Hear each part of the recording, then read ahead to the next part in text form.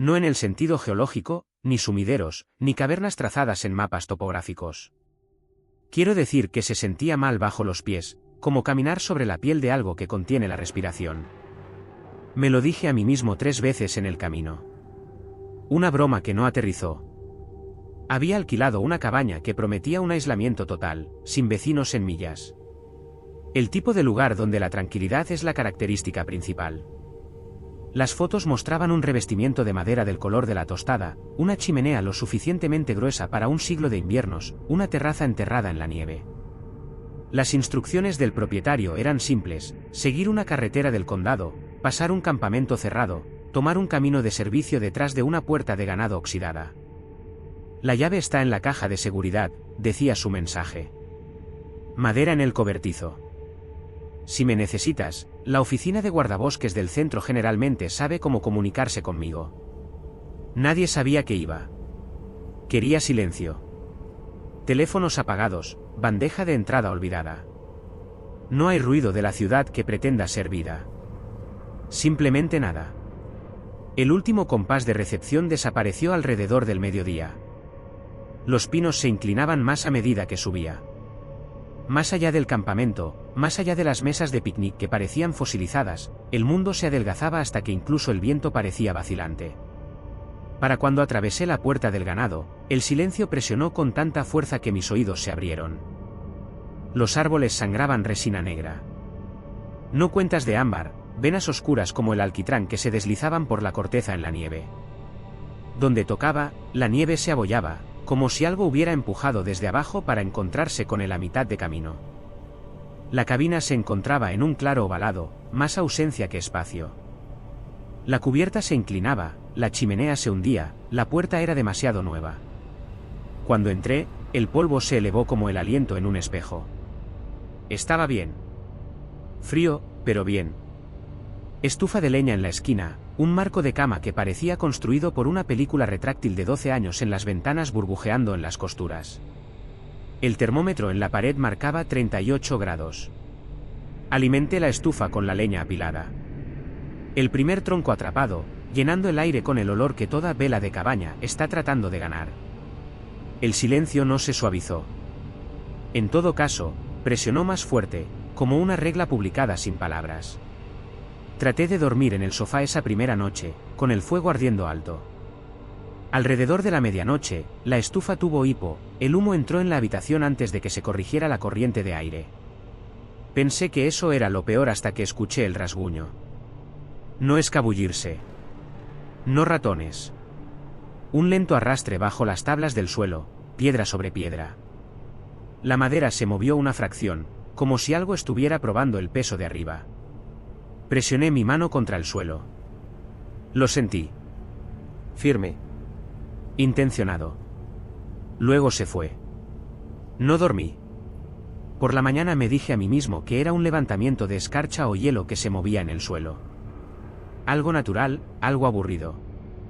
Pero esa noche el raspado volvió a aparecer, se multiplicó, flotando debajo de la estufa, debajo del baño, debajo de mi cama. Las tablas subían y bajaban al ritmo. Ni humano, ni animal. Demasiado parejo. Como si el piso mismo estuviera inhalando. Susurré, ¿no? Solo para escuchar algo humano. No me fui. Todavía no. A la mañana siguiente, subí a la terraza con café. Fue entonces cuando la línea de árboles se movió. Algo se deslizó entre los pinos, más alto que los propios árboles. Por un momento pareció una columna de corteza. Luego se inclinó y las grietas se abrieron para revelar materia pálida que se movía debajo de placas similares a armaduras. Su cabeza se inclinó hacia adelante, sin ojos, sin boca, hasta que el cartílago se abrió en un anillo, húmedo y deliberado. El sonido no era animal. Era estructural. Como un edificio que decide fracasar. Volví a entrar y cerré las cortinas, como si eso importara. El camión no arrancaba. El tablero se iluminó bien, el motor de arranque gimió, pero el motor permaneció en silencio. Cuando miré hacia la línea de árboles, había más de ellos. Una fila. No caminar, crecer. Las placas se bloquearon en su lugar a medida que se elevaban, las bocas se abrieron silenciosamente hasta que el aire vibró lo suficientemente fuerte como para hacerme sonar los dientes. Por la mañana, se habían ido. Pero el piso no lo estaba. Cuando me desperté al día siguiente, las tablas alrededor de mi cama estaban húmedas. Las venas negras corrían por el suelo, latiendo débilmente, conduciendo de regreso a la estufa. El hierro se hundió 1/4 de pulgada hacia el suelo, como si algo debajo lo estuviera tirando hacia abajo. Llamé a la estación de guardabosques. Dejé un mensaje de voz que sonaba cuerdo, palabras como posible levantamiento de escarcha y problema de seguridad. Nadie me devolvió la llamada. Por la tarde, el silencio tenía pulso. La nieve caía hacia abajo, sin viento, amontonándose uniformemente en la cubierta como si estuviera colocada allí. Esa noche la estufa volvió a fallar, tosiendo humo en la habitación. Abrí la puerta para tomar aire, luego me congelé. Uno de ellos estaba en el borde del claro. Más cerca de lo que nadie se había atrevido. Desplazamiento de placas, ajuste de altura. Mirando sin ojos. Cerré la puerta. Lo cerrojó. Arrastré la cómoda contra la puerta del dormitorio a pesar de que no planeaba usarla.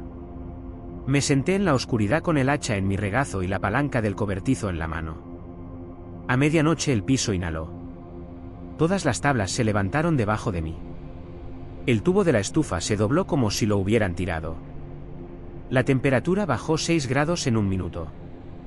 Tiré de una tabla del piso. Debajo no había tierra, sino finos fondos negros enhebrados con venas palpitantes. Cuando corté uno con el hacha, se volvió a coser al instante. El suelo debajo de los cimientos latía, empujando el marco de la cabaña como un pulmón exhalando contra mis costillas. Hice lo único que se me ocurrió: fuego. Arrancé el plástico retráctil de las ventanas, encendí un segundo incendio en la vieja cicatriz del hogar debajo de la alfombra, le di libros, papeles, cualquier cosa que pudiera arder. Las llamas lamían alto, pero el humo se aplanaba debajo del techo como si se presionara una tapa. Desde abajo, un sonido trató de convertirse en una palabra. No el habla, solo la forma del mismo. 30 bocas adivinando vocales a la vez. Eso fue suficiente. Agarré mi mochila, bufanda, hacha, linterna frontal. Se arrastró debajo del piso nuevamente, atascó la palanca en la costura cerca de la estufa. Los cimientos se apretaron, el metal se dobló y arrojé el cubo de cenizas de la estufa en la grieta. Las brasas brillaron y murieron como si algo debajo las hubiera exhalado. No esperé pruebas. Corrí. El claro era más pequeño. Los árboles se inclinaban hacia adentro. El suelo se enganchó en mis botas, granular como caminar sobre frijoles. La forma alta esperaba en el borde, ajustando la altura, la materia pálida flexionándose dentro de las placas. Apunté a la única brecha que parecía un pasillo y corrí. Detrás de mí, la cabaña exhaló. El sonido me quitó el calor de la espalda. No recuerdo haber cruzado la puerta. Solo el alfiler entre mis dientes, la cadena cediendo y el camino ensanchándose hasta que el mundo finalmente volvió a sonar vivo. Pájaros. Agua. Un quitanieves arrastrando su hoja. En la primera gasolinera dejé otro mensaje de voz: el suelo de esa cabaña no está bien. El suelo respira. Algo en los árboles. Por favor, me detuve antes de decir que se come a la gente. Sed lastima a la gente en cambio. Nadie volvió a llamar. Eso fue hace semanas. Pensé que estaba a salvo. Pero anoche, en mi apartamento 3 pisos más arriba, la tranquilidad cambió. Mis oídos se abrieron.